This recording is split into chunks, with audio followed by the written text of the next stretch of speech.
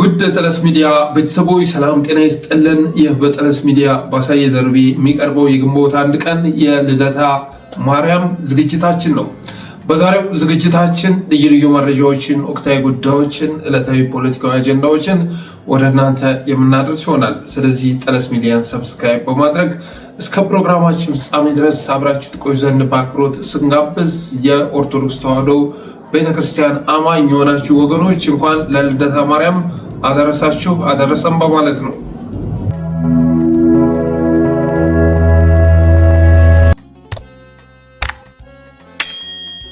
ፈሪ ውሃ ውስጥ ያለበዋል እንዲባል በወንጀል እጁ የተጨማለቀው ኦህዴድ አገዛዝ በወበቃማ አየር ውስጥ ብርድ ብርድ የሚለው ፈረስ የሚያስፏልል ሞዝቦልድ ላይ ተኝቶ እንቅልፍ የማይወስደው በግራም በቀኝም በፊትም በኋላም ጠላት የሚታየው ኃይል ሆኗል። በእርግጥም ደግሞ የፖለቲካ ስነ ምህዳሩን ዘግቶ በሁሉም ክልል አማጺ እንዲቀፈቀፍ ከማድረጉም በላይ የውጭ ኃይሎች ቅጥረኛ ሆኖ የጎረቤት ሀገራትን ትርምስ ወደ ኢትዮጵያ ምድር ገትቶ ያስገባ ኃይል አለመፍራትም ሆነ አለመበርከክ አይችልም። ኢትዮጵያ የተባለችውን ሀገር ለተለያዩ አማጽያን አስረክቦ ሸገር የምትባል ሀገር የመሰረተ አገዛዝ እርሷንም ማጣለው በሚል ፍራቻ ቀን እረፍት ሌሊት እንቅልፍ ቢያጣ የሚገርም አይሆንም። እንዲያም ሆኖ ግን ይህ አገዛዝ ባሳለፍናቸው ዓመታት ኢትዮጵያ ማስተዳደር ማለቴ መውረር ባይቻለውም ሸገርን ግን ሳያስተፍር መክረሙ አይካድም። እንደምታስታውሱት ሸገር ላይ የተወሰነ እንቅስቃሴ ተከስቶ የነበረው የቡራዩ ጭፍጨፋ በተፈጸመ ማግስት ሲሆን ያንንም ህዝባዊ ተቃውሞ ሰልፍ 7 የአዲስ አበባ ልጆችን በመግደል ሳይጀመር ማክሸፍ እንደቻለ አይረሳም። ከዚያ በኋላ ባሉት ዓመታት ግን የራሱን ድራማ እያሰናዳ ህወሓት ጋር ወደ ጦርነት ሲገባ በአዲስ አበባ የሚኖሩ የትግራይ ተወላጆችን መጅሊሱን መቆጣጠር ሲያስብ አማራና አማርኛ ተናጋሪ ሙስሊሞችን ሲኖዶሱን ማፍረስና ከእንደገና መቀደስ ሲፈልግ ኦርቶዶክሳውያንን ከፋኖ ጋር ወደ ውጊያ ሲገባ አማራዎችን እያፈነ ሲያስር የነበረ ቢሆንም እንደ ህዝብ ይቅርና እንደ ግለሰብ አዲስ አበባ ላይ ኮሽታ ሳይፈጠር እስካለንበት ጊዜ ድረስ መዝለቅ ተችሏል። እንዲያም ሆኖ ግን አዲስ አበባ ውስጥ የሚኖረውን ህዝብ እንደ ጠላት የሚቆጥር በመሆኑ የተነሳ እርሱ ሳያውቅ ህዝቡ የሚያሰርበትን አደረጃጀት ፈጥሮ የሚያምጽበት ይመስለዋል። እልፍ አላፍ ደህንነቶችን አደራጅቶ የበተነበትን አገዛዙ ካለው የጸጥታ ኃይል መካከል ግማሹን በላዩ ላይ ደፍቶ የሚያሰቃየውንና ከፋፍሎ የሚገዛውን የአዲስ አበባ ህዝብ ከዛሬ ነገ ተነስቶ ይበላኛል በሚል ስጋት በእጅጉ ይፈራዋል፣ ይጠላዋልም። ይህም ፍርሃቱን ያባባሰው ደግሞ አማጽያን በተፈጠሩበት ቀጠና ሁሉ የሚያወጣው ካልሆነ በቀር የሚቆጣጠረው አካባቢ አለመኖሩ ነው። ለምሳሌ ያህል ትግራይ ላይ አስቀምጦት የነበረው የጭቃ ሹሞች ቡድን ፈራርሶ ትግራይ ከህወሓቶች እጅ ገብታለች። አማራ ክልል ላይ ያለው የፋኖ እንቅስቃሴ እየተስፋፋ እንጂ እየጠፋ የመምጣት አዝማሚያ አላሳይም። ሰሜኑን ለማለያየት የሚደረገው ጥረት ከሽፎ በንግግር ደረጃም ቢሆን በኤርትራ፣ በአማራ፣ በትግራይና በአፋር እንዲሁም በቤኒሻንጉል ኃይሎች መካከል መግባባቶች መኖራቸው ግልጽ ሆኗል። የሱዳን ጦር በሁለት አቅጣጫ ወደ ኢትዮጵያ ተጠግቶ አፈሙዙን ደግኗል። በሶማሊያ በኩል የግዛት አንድነት መደርመስ የፈጠረው ቁጣ እየናረ መጥቷል። የኢትዮጵያ ህዝብ በመንግስትነት ቦታ ላይ በተደራጁ ዘርፋዊ ጠግቤዎች ተራቅጦ ሟቻና ሌማቱም ተራግፎ እምብዛም ዘምታ ለበግም አልበጃት 12 ሆና አንድ ነብር ፈጃት እያለ ነው። በመሆኑም አብይ ኢትዮጵያን የማስተዳደሩ ጉዳይ እንዳበቃለት ተረድቷል። ወደ አዲስ አበባ የሚወጣ ጠላት እንጂ የሚስፋፋ ግዛት አለመኖሩን ተገንዝቧል። እና ደግሞ አዲስ አበባ ምድር ላይ ያለው ፍጡር እኔን ለማስወገድ የሚያሰር ነው ብሎ በእጅጉ ፈርቷል። ሁሉንም የአዲስ አበባ የቀድሞ ኮሚሽነሮች አባሮ በአብይ የሰፈር ልጅ የሚመራ የኮሚሽነሮች ቡድን ያቋቋመው ስለዚያ ነው። በመሆኑም ከትናንት ወዲያ በአዲስ አበባ ሽሮ ሜዳ ላይ የታየው ነፃ እርምጃ በስሜታዊ ፖሊስ የተፈጸመ ነው ብሎ የሚያምን እርሱ የዋህ ነው። ይልቅስ ለጠለስ ሚዲያ የደረሰው መረጃ የሚያመለክተው ሰፈሩን አርሰው የአበባ እርሻ ሲያደርጉበትም፣ ቤቱን አፍርሰው ፋውንቴን ሲተክሉበትም፣ ከስራ ሲያፈናቅሉትም ሲያደህዩትም በመቆጣት ፈንታ ሁሉንም በጸጋ በመቀበል ህይወቱን ያተረፈው የአዲስ አበባ ህዝብ የቴዲ አፍሮ ዘፈን አንደኛ አድማጭና ተመሳጭ ሆኖ በመገኘቱ አሰላለፉን በማሳየቱም በተናጠልም ቢሆን ምሬቶቹን በማስተጋባቱ ስላስፈራቸው ያኔ የቡራዩ ጥቃት በተፈጸመ ማግስት ቁጣውን ለመግለጽ ሲያስብ ሰባቱን በአደባባይና በጠራራ ፀሐይ ገሎ አርፈ ካልተቀመጥክ እጨርሳለሁ የሚል መልእክት ማስተላለፍ የቻለው አገዛዝ ተመሳሳዩን ጥቃት መፈጸምና ተመሳሳይ መልእክት ማስተላለፍ በመፈለጉ የተነሳ ነው።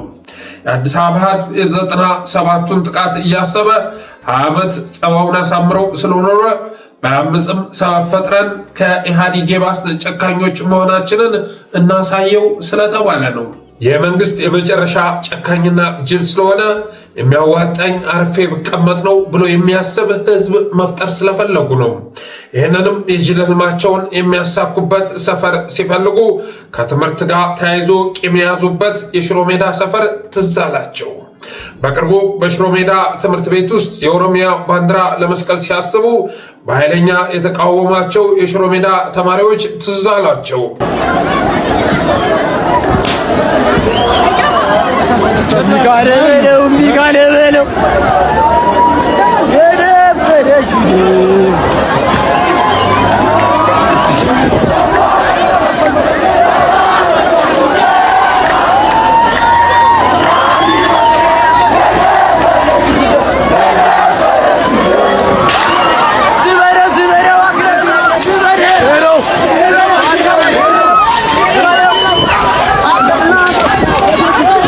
እዚህ ዓላማ የታጨው ምስኪን ሰለባ ደግሞ ሲያስሩትና ሲፈቱት የቀረቡት እንዲሁም የሥራ ቦታውን ያፈረሱበት ወጣት ተገኝ ባልቻ ሆነ። ስለዚህም ፖሊሶችን አመናጨቀ በሚል ምክንያት ፖሊስ ጣቢያ በር ላይ በ4 ጥይት ደብድበው ከገደሉት በኋላ አስከሬኑን ፎቶ አንስተው ወደ ሚዲያ በማውጣት የማስፈራሪያ መልእክታቸውን ለመላው የአዲስ አበባ ሕዝብ አስተላለፉ። እናም እውነቱ የሆነ ሳለ በስሌት የተፈጸመውን ነውረኛ አረመናዊ ድርጊት አንድ ስሜታዊ ፖሊስ እንደፈጸመው አድርጎ ፖሊሱ ይጠየቅልን የሚል ጥያቄ ማቅረብ ተጠያቂውንም ጥያቄውንም እንደማቃለል የሚቆጠር ነው።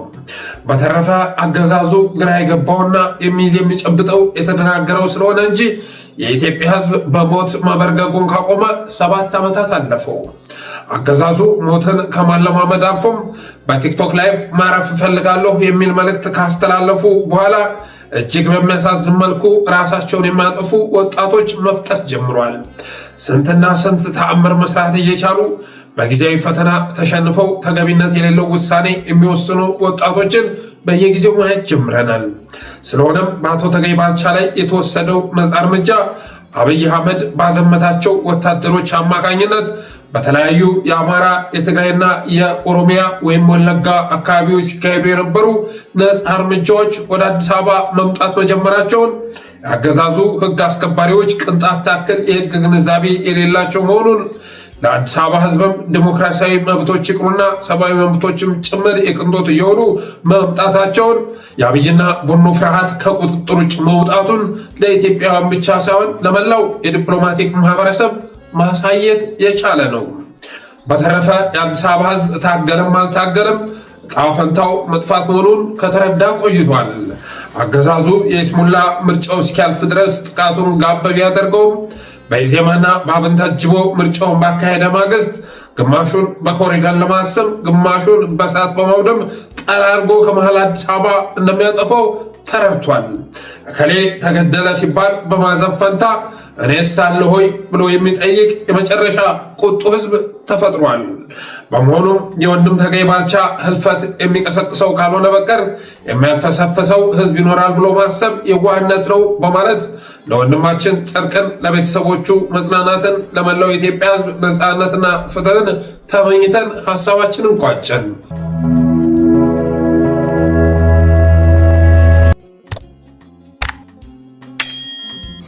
ከዚሁ ጋር በተያያዘ አንዳንድ ሀሳቦችን ስንጨምር ጀዋር መሐመድ የሚከተለውን ሀሳብ አስተላልፏል።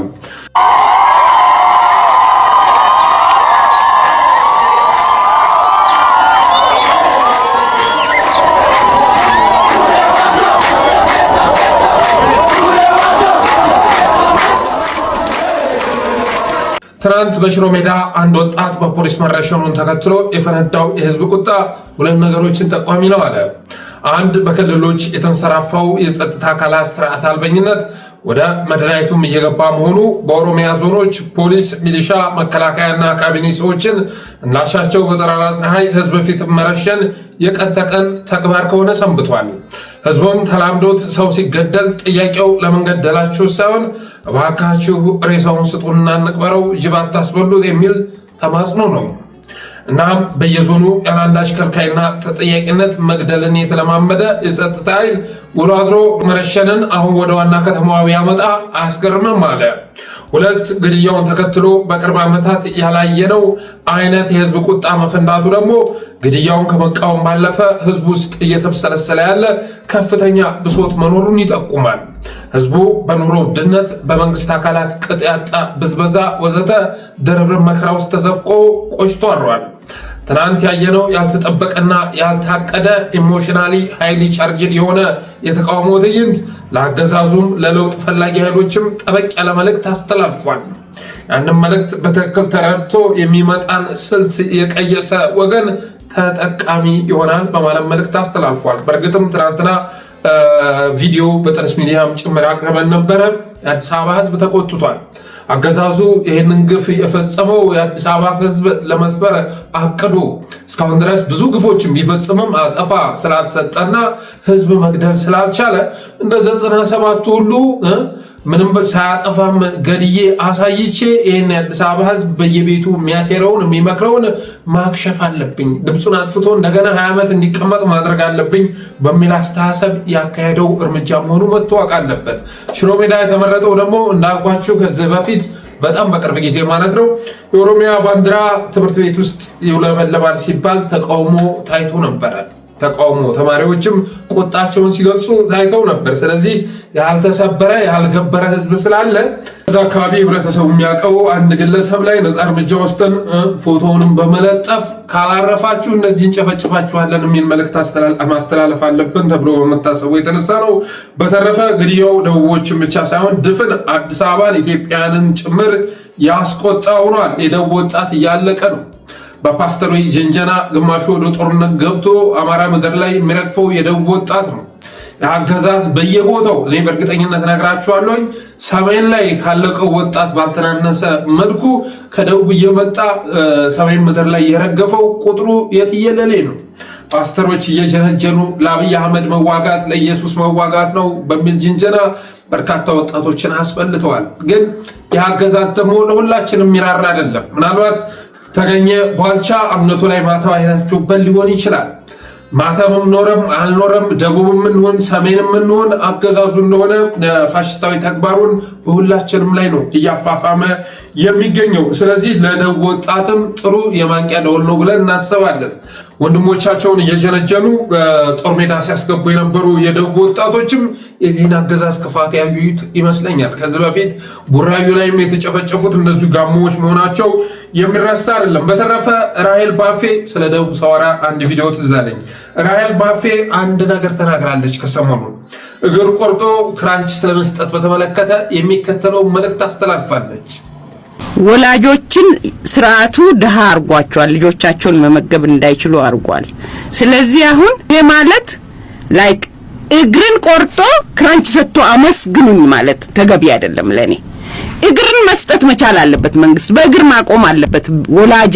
ወላጅ በእግሩ ይቆምና ያ ከሀብት ማማ ወይም ከአብሬጅ ኑሮ ወደ ድህነት የወሰደው ፕሮሰስ ይታረምና በእግራቸው ይቆሙ። ያ እግር መቆም መቻል አለበት። እሱ ላይ ይስራ፣ በዛ ድርማት ቢወስዱ እላለሁ። አሁን ለምሳሌ እንደምሳሌ ያነሱት የተማሪዎች ምገባ ነው። እሱን በጣም አፕሪሺየት እናደርጋለን፣ ጥሩ ነው፣ ግን ጊዜያዊ ነው። ወላጆች ልጆቻቸውን እንዲመግቡ ማብቃት ያስፈልጋል። አሁን በመጣንበት ስርዓት ይሄኛው ብልጽግና ጊዜ አላገኘም ገና ነው ብለው ነው ያቀረቡት። በክህሎቱም በምኑም ለማሳደግ ገና መሆኑ ሳይሆን የኢህአደግ ኤክስቴንሽን ነው ብልጽግና። ስለዚህ ከኢህአደግ የመጣውን የጎደለውን ስራ ማስተካከል ከብልጽግና ይጠበቃል። ሰማችኋት ነው ራሄል ባፌ የተናገረችው። በአዲስ አበባ ላይ አገዛዙ ስለሚሰራው ፖለቲካ ነው።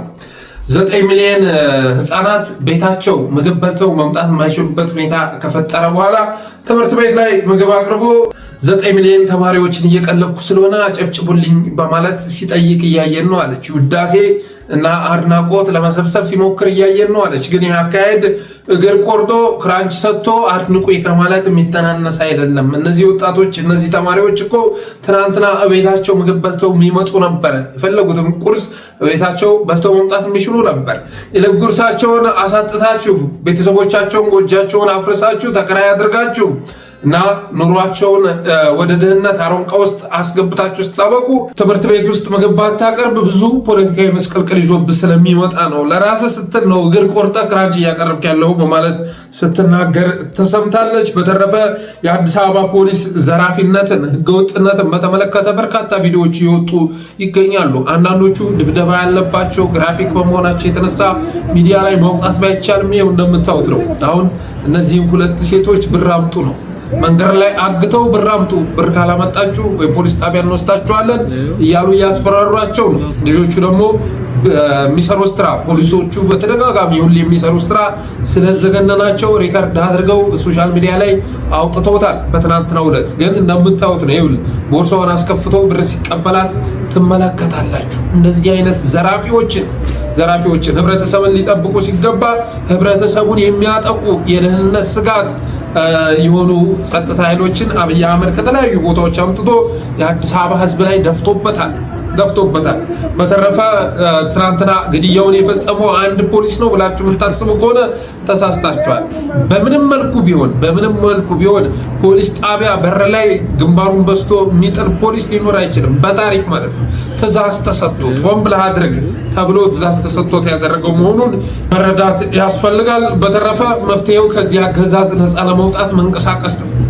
እንግዲህ ፖሊስ የሚባለው ህግ አስከባሪ የሚባለው በዚህ ደረጃ ህዝብን እንደ ጠላት ተመልክቶ ጥቃት የሚፈጽም አንጅራት መቼ አደገኛ ቦዘኔው ሆኖ እህቶችን በዚህ ልክ የሚዘርፍ ከሆነ መፍትሄው ያለው ብቸኛ አማራጭ ይህንን ስርዓት የለሽ ስርዓት ለማስወገድ መንቀሳቀስ ነው።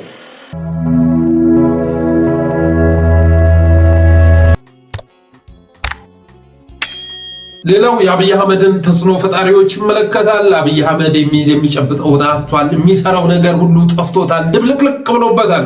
ድብልቅልቅ ማለት ነው እና እንደምታዩት ከተለያዩ የአፍሪካ ሀገራት የሶሻል ሚዲያ ተጽዕኖ ፈጣሪዎች በሚል ስያሜ በአዲስ አበባ $5 ሚሊዮን በጅቶ ለአንድ ቲክቶከር $50,000 እየከፈለ ወደ አዲስ አበባ ጠርቷቸዋል። ይሄ ሁላችሁ ይቺ የምትዋት ድብድብ የምትጫወተው $50,000 ተከፍሏት ነው ወደ አዲስ አበባ የመጣችሁ። አይገርማችሁም? ዛሬ መንገድ ስለማይሰሩ፣ መስኖ ስለማይሰሩ፣ ትምህርት ቤት ጤና ጣቢያ ስለማይሰሩ እና አብይ አህመድ ብር ተርፏቸዋል። ግማሹን ለቅንጦት ፕሮጀክት የሚያውሉት አለ፣ አበባ ሳር የሚተክሉበት፣ ከጦርነት የተረፈውን የሚያደርጉበት ስላጡ $50,000 እየከፈሉ እብዶችን መጋበዝ ወይም ደግሞ በቲክቶክ እብድብድ በመጫወት የሚታወቁ ቲክቶከሮችን ወደ አዲስ አበባ እየጋበዙ ይገኛሉ። 120 ሚሊዮን እንትን ፈጥሯል እኮ አይደል? በኢትዮጵያ ምድር ላይ አማኑኤል ሆስፒታል እኮ ሞልቷል። የአገዛዝ እብደት ነው ይዞ የመጣው፣ ጭንቀት ነው ይዞ የመጣው፣ የጤና እጦት ድህነት ነው ይዞ የመጣው፣ የሰላም እጦት ነው ይዞ የመጣው እና እንደምታዩት ግን ወደ አዲስ አበባ በርካታ ቲክቶከሮችን ጠርቶ በእነሱ በኩል ፕሮፓጋንዳ ለመስራት ጥረት እያደረገ ይገኛል። አብይ አህመድ ሲያርግ እነሱ መሆን ነው የሚፈልገው። በነገራችን ላይ አብይ አህመድ ሲያርግ እነዚህን ቲክቶከሮች መሆን ነው የሚፈልገው።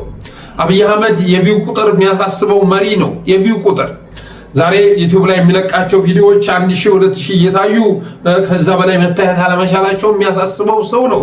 አብይ አህመድ ማለት እኮ 60,000 የሳይበር አርሚ ቀጥሮ ፌስቡክ ላይ ሲጽፍ ማለት ነው። እሱ ሲለጥፍ በጎን በኩል ኮሜንት እያስላከ በእነ ዳንኤል ክብረት በኩል ላይክ አድርጉ ጠቅላይ ሚኒስትሩ ለጥፏል የሚል ሜሴጅ በውስጥ እየላከ ኮሜንትና ላይክ የሚሰበስብ የመጨረሻ ተራና ርካሽ የሆነ መሪ እኮ ነው። አሳፋሪ መሪ እኮ ነው። የምር ነው የምላችሁ፣ በጣም አሳፋሪ።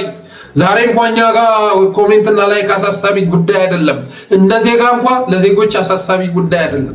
አብይ አህመድ ግን የላይክና የኮሜንት ቁጥር መመናመኑ የህዝብ ድጋፍ እየተመናመነ መምጣቱን የሚያሳይ ስለሆነ በአበል 60,000 ሳይበር አርሚ ቀጥሮ ላይክ ኮሜንት የሚሰበስብ ሰው ነው።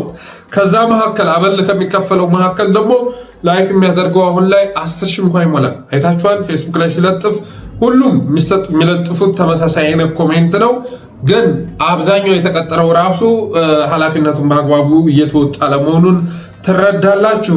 በተረፈ ግን አሁን ላይ በኢትዮጵያውያን እይታ ለአብይ አህመድ ፕሮፓጋንዳ ለመስራት መሞከር የአብይ አህመድ ቅጥረኛ መሆን የመጨረሻ ጽዩፍ የሚያስወግዝ በመሆኑ የተነሳ የአፍሪካ አክቲቪስቶችን ለመጠቀም ተገዷል። ከዛ ውጭ አበል የሚከፍላቸው እነ ውብሸት ታዬ፣ አበበ ቶላ ምናምን የመሳሰሉ ሰዎች ካልሆኑ በስተቀር አሁን ላይ በፍላጎቱ የአገዛዙን ስራዎች ወደ ሚዲያ የሚያመጣ ኢትዮጵያዊ ሊገኝ ባለመቻሉ የተነሳ እንደ ሀገር የጠፋውን ቅቡልነት እንደ አህጉር ለማምታታት እና አህጉሩን ለማጭበርበር በአዲስ አበባ ፍሮንት ላይን ላይ በምትገኘው የኮሪደር ልማት ከጀርባ ያለውን አያውማ። ወደ ጀርባ ገብተው ሊቀርጹ ቢሞክሩ የሚያስገባቸው የለም። መሀሏን ብቻ ነው መሀሏን ዋናዋን አስፋልት ተከትሎ ማለት ነው። ስለዚህ በዛች ለማጭበርበር ጥረት እያደረገ ይገኛል። በተረፈ ግን እነዚህን ቲክቶከሮች በጠራበት ቀን ነው ትናንትና አዲስ አበባ ላይ አስከሬን አጋድሞ ፀሐይ ሲያሞቅ የዋለው። እነዚህን ቲክቶከሮች ለስብዕና ግንባታ ለፐርሰናል ከልት ግንባታ ብሎ በጠራበት ዕለት ነው እንደዚህ አይነት ነውር ሲፈጽም የታየው።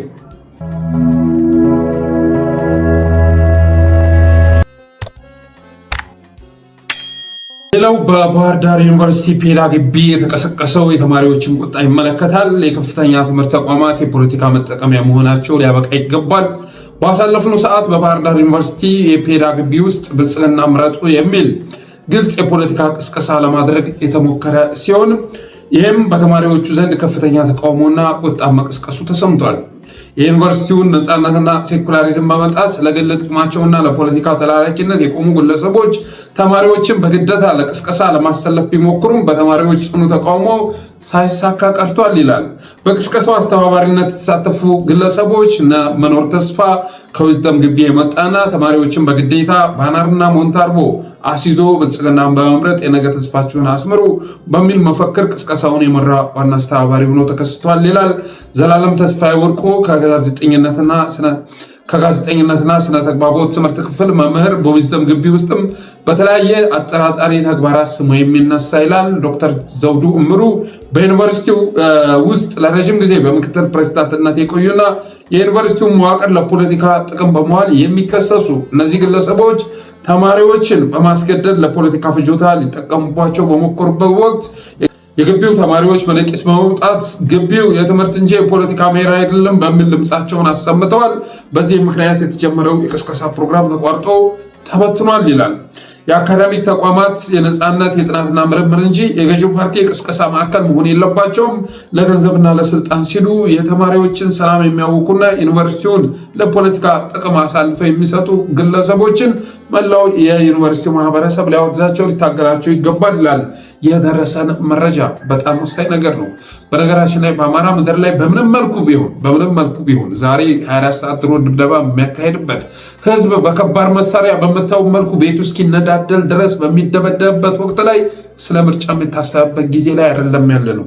የገዳያችንን የአውዳሚያችንን እድሜ ከማራዘም ባለፈ ዛሬ አማራን የሚወክል ፓርቲ በሌለበት ብቻውን ተወዳድሮ ብቻውን እንዲያሸንፍ ሊፈቀድለት አይገባም። ይህን አብን ብትላቸው ያገዛዙ ቅርንጫፎች ናቸው፣ ሁሉም በሚባል መልኩ ማለት ነው። ትናንትና ደብረ ማርቆስ ፖሊቴክኒክ ኮሌጅ ውስጥ የወጣው ማስታወቂያ አምጥተን አጋርተናችኋል። አንድ ተማሪ የግቢው ማህበረሰብ እና አጠቃላይ ከ5 እስከ 8 ካርድ እንዲያወጣ እየተገደደ ይገኛል።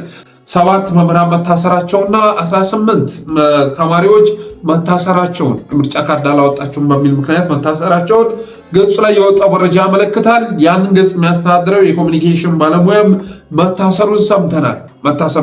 በተመሳሳይ መልኩ ባህር ዳር ላይ ለዛው ባህር ዳር ዩኒቨርሲቲ ውስጥ ይህንን በድፍረት የተሞላ የፖለቲካ ስራ የሚሰሩ ሰዎች ነገ ተጠያቂ መሆናቸው የሚቀር አይደለም።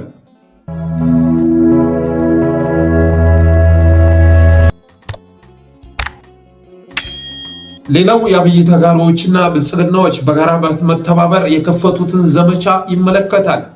የአብይ ተጋሮዎች እነ ስምረትን ማንሳት ይቻላል። አብረው እሱ ጋር እየሰሩ ያሉ እነ ጌታቸው ረዳ የመሳሰሉትን ማንሳት ይቻላል።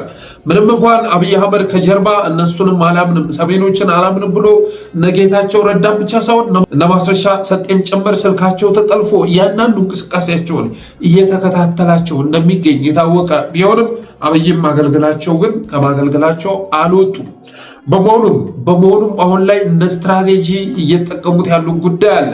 ይሄ ጉዳይ ምንድነው ካላችሁ ትናንት ከትግራይ ጋር ወደ ጦርነት በተገባ ሰዓት ላይ በአማራነታቸውም በዜግነታቸውም የታገሉ ነበር። በወቅቱ አማራ ክልል ተወረረ፣ ህዝባችን ተወረረ ብለው ወደ ውጊያ የገቡ ነበሩ።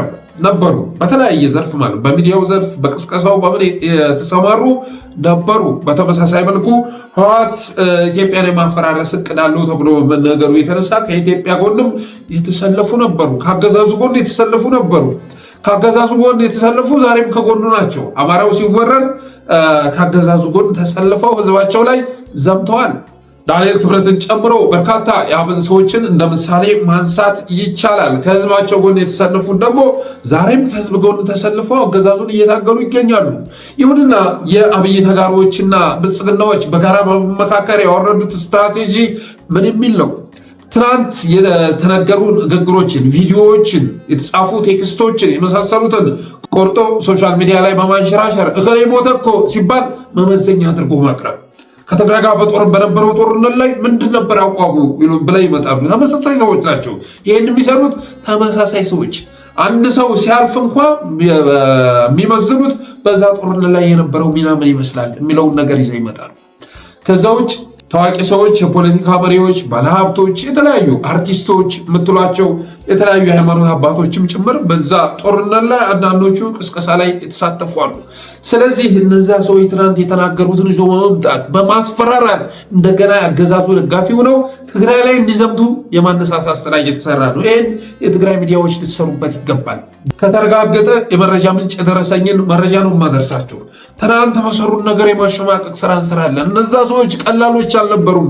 ትናንት ኢትዮጵያውያንን አስተባብረው ያንን ጦርነት መድበቅ ችለዋል። የውጭን ዲያስፖራ ማንቀሳቀስ ችለዋል። ስለዚህ እነሱን ስጋት እንዲሰማቸው ማድረግ አለብን። ትናንትና እንደዚህ አድርጋችሁ ትግራይ ላይ ያዝምታችሁ እናንተ አድርጋችሁ ጽጌ የመሳሰሉትም በአጠቃላይ ማለት ነው ትናንት እንዲህ አድርጋችኋል የሚል ዘመቻ እየከፈትን እንደገና በፍጹም ይሄ ኃይልማ በታሪክ የማንም አጃቢ ሆኖ ቢሆን ወደ ስልጣን መምጣት የለበትም። ስለዚህ ለዚህ አገዛዙ ጋር ብንስማማ ነው የሚሻለው። እኒህ ቂመኞች ናቸው፣ እኒህ ተንኮለኞች ናቸው፣ ነገ ከመጡ አንድ ነገር ያደርጋሉ በሚል አስተሳሰብ እንደገና ያገዛዙ ደጋፊ እንዲሆኑ እየተደረጉ ይገኛሉ። ይህንን የትግራይ ልጆች በትኩረት ሊሰሩበት ይገባል። በዛ ጦርነት ላይ እናንተ ከትግራይ ጎን እንደተሰለፋችሁ ሁሉ ከሀገር ጎን የተሰለፈ ነበረ፣ ከህዝብ ጎን የተሰለፈ ነበር፣ ከአገዛዙ ጋር የተሰለፈ ነበረ። እናንተም እኮ ከአገዛዝ ጋር ነው አይደል የተሰለፋችሁ? ግማሾቻችሁ ከትግራይ ጋር ከአገዛዙ ጋር የተሰለፉ አሁንም ከኦህዴድ ጋር ከአብይ ጋር ተለጥፈው ትግራይን ለማስወረር ጥረት እያደረጉ ነው። ስለዚህ የመጠፋፋት ዘመን ነበር። ትናንት የመጠፋፋት ዘመን ነበር። ኮንስፓይሬሲ ተጠንስሶ ነበር። ብዙ የተገነባ ትርክት ነበር። ስለዚህ እኩይ የሆነ አገዛዝ ወደ ስልጣን በመምጣቱ የተነሳ ትናንት አጠፋፍቶናል፣ ተጠቅሞብናል። ዛሬ ደግሞ ከዛ ላይ ሰምስተናል። በታሪክም ውስጥ እኮ ብዙ የመጠፋፋት ታሪኮች ነበሩናል። በአፄ ቴዎድሮስ ጊዜ ማንሳት ይቻላል። ከውቤ ጋር የተደረገውን ነገር ማንሳት ይቻላል። በደርግ ጊዜ፣ በኃይለ ሥላሴ ጊዜ አማራ ህዝብ ስርዓቱ ያንተ ነው ተብሎ ዋጋ እንደከፈለ ሁሉ ለምሳሌ ደርግ አማራውን ቁርጥምጥም አድርጎ ነው የበላው። ቁርጥምጥም ማለት ነው። አፄዎቹ ከስርዓት ከተገረሰሰ በኋላ የመጣው የደርግ ስርዓት የአማራን ኤሊት ቀረጣጥፎ የበላው እሱ ነው። መለስ ዜናዊ አይደለም። በእኔ ግምገማ መንግስቱ ኃይለማርያም ነው ንብረቱን ያፈራውን ጥሪት ሁሉ ወርሶ ተሳዳጅ ያደርገው መንግስቱ ነው ብዬ አምናለሁ። ምንም እንኳ በኢትዮጵያዊነት ቢጋረድለትም ቢደበቅለትም። ስለዚህ የአማራ ህዝብ የንጉሱ ስርዓት ያንተ ነው ተብሎ ዋጋ እንደከፈለ ሁሉ የደርግ ስርዓት ያንተ ነው ተብሎ ዋጋ እንደከፈለ ሁሉ የትግራይ ህዝብ የኢህአዴግ ስርዓት ያንተ ነው ተብሎ ዋጋ ከፍሏል። የሚያዋጣው ያንን ሌሰን መዝጋት ነው። ከዛ በኋላ ግን አብረን መስራታችንን አላቆምንም እኮ አይደል? አንዱ የታሪክ ምዕራፍ ሲዘጋ በሌላ ምዕራፍ ውስጥ አንድ ሀገር ውስጥ የምንኖር ህዝቦች ስለሆን እየተቃወምን የሚሆን ምን እያለን የሚሆን አብረን መስራታችን አብረን መኖራችን አልቀረም። ስለዚህ ትናንትና ሁላችንም የራሳችን ድርሻ ነበረን። የራሳችን ድርሻ እኔ እዛ ውስጥ ነበርኩበት። ለምሳሌ ነበርኩበት። በምንም መልኩ ቢሆን ህወሓት አማራ ክልል ወረራ ሲፈጽም በታሪክ ያ ነገር መሳካት የለበትም ብዬ በሚዲያው ዘርፍ ትግል ካደረጉ ሰዎች መካከል አንዱ ነኝ። ምክንያቱም የአብይ ስርዓት አልተፈተሸም ነበር። እንኳን እኛ ትናንት ስልጣን ላይ የመጣውን ሰውዬ ልናውቅ ይቅርና 27 ዓመት ጉያቸው ውስጥ ቁጭ አድርገው ጡታቸውን አጥብተው ያሳደጉት ህወሓቶች አያውቁትም ነበር። ስለማያውቁትም ነው ስልጣን ያስረከቡት። የፈለገ ጫና ቢኖር ኖሮ የፈለገ ጫና ቢደረግባቸው አብይ አህመድን የሚያውቁ ቢሆን ኖሮ በፍጹም አይሰጡትም ነበር የሚል አቋም አለኝ። ስለዚህ እነሱንም እንደሸወዳቸው ሁሉ ህዝብንም ሸውዶ ህዝብም የተሻለ ነገር መጠበቅ መብቱ ስለሆነ 27 ዓመት ማለት እኮ ቀላል አይደለም። አንድ ኢህአዴግ ወደ ስልጣን ሲመጣ የተወለደ ልጅ እኮ 27 ዓመት ያለ ለውጥ ቆይቷል ማለት ነው፣ ያለ ለውጥ።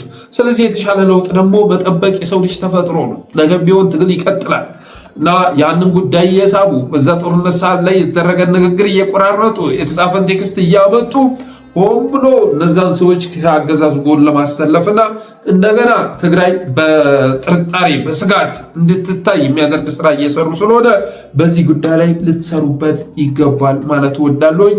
በተረፈ እኔ ራሱ ይህን አቋም በማራመዴ የከፈልኩትን ዋጋ ምነግራችሁ አይደለም። እኔ አንድ ትግረኛ ተናጋሪ ደውሎልኝ አያውቅም።